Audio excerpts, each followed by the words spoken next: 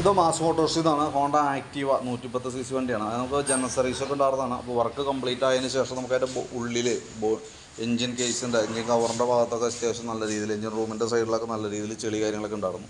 അപ്പോൾ അതൊക്കെ ഒന്ന് കൊണ്ടുപോയിട്ട് നമ്മൾ ഫുള്ളായിട്ട് ഓപ്പൺ വാഷിംഗ് ആയിട്ട് ചെയ്തിട്ടുണ്ട്. ഇതേപോലെ തന്നെ ഈ ബാറ്ററിയുടെ ഈ ഭാഗത്തും ബാറ്ററി വരുന്ന ഭാഗത്തൊക്കെ നമുക്ക് ഫസ്റ്റത്തെ വീഡിയോ കാണുമ്പോൾ അറിയാം നമുക്ക് അതിൻ്റെ ഉള്ളിലൊക്കെ അത്യാവശ്യം നല്ല രീതിയിൽ അഴുക്കാണ്. അപ്പോൾ അതൊക്കെ നീറ്റായിട്ട് ക്ലീൻ ചെയ്തിട്ട് നമ്മൾ റീസെറ്റ് ആക്കുന്നുണ്ട്. പിന്നെ എഞ്ചിൻ റൂമിൻ്റെ ഭാഗത്തേക്ക് വരുമ്പോഴത്തേക്കും അത്യാവശ്യം ചെളിയുടെ പ്രസൻസ് ഒക്കെ ഉണ്ടായിരുന്നു. ആ ഭാഗവും നമ്മൾ ക്ലിയർ ചെയ്ത് വിടുന്നുണ്ട്. പിന്നെ അതിൻ്റെ 1-2 ഭാഗങ്ങളുണ്ട്. ഇവിടെയൊക്കെ തുരുമ്പുണ്ട്. അതേപോലെ നമുക്ക് ഇങ്ങനെ വരുമ്പോൾ ഈ സൈഡൊക്കെ തുരുമ്പ് കാര്യങ്ങളൊക്കെ ഉണ്ട്. അപ്പോൾ അതൊന്ന് കൂട്ടത്തിൽ കൂടെ നമ്മളൊന്ന് പെയിൻറ്റ് ടച്ച് ചെയ്ത് വിടുന്നുണ്ട്. കാരണം അതല്ലെങ്കിൽ നമ്മൾ ഈ ഉള്ളിലായതുകൊണ്ട് പ്രത്യക്ഷത്തിൽ നമുക്ക് ശ്രദ്ധിക്കില്ല. ആ ഭാഗങ്ങളൊക്കെ ഇതായിട്ട് വരുന്നുണ്ട്. പിന്നെ ഇതിൻ്റെ ഫ്ലോർ ശരിക്കും പറഞ്ഞു കഴിഞ്ഞാൽ തുരുമ്പുണ്ട്. പക്ഷേ നമുക്കത് റെഡ് പെയിൻ്റ് ആയതുകൊണ്ട് നമുക്ക് ടച്ചിങ് ഒരു പ്രോബ്ലമാണ്. ഇനി അതല്ല ജസ്റ്റ് നമുക്ക് ബ്ലാക്ക് വേണമെങ്കിൽ ആ തുരുമ്പുള്ള ഭാഗം മാത്രം ഒന്ന് ടച്ച് ചെയ്ത് വിടാം കേട്ടോ. ജസ്റ്റ് തുരുമ്പുള്ള ഭാഗം മാത്രം ഒന്ന് ടച്ച് ചെയ്തിടാം. ഇനി അതെല്ലാം ക്ലിയറായിട്ട് അടിക്കണമെന്നുണ്ടെങ്കിൽ റെഡ് പെയിൻ്റ് ആയിട്ട് നമ്മൾ അടിച്ചാലാണ് അത് ക്ലിയർ ആവുള്ളൂ.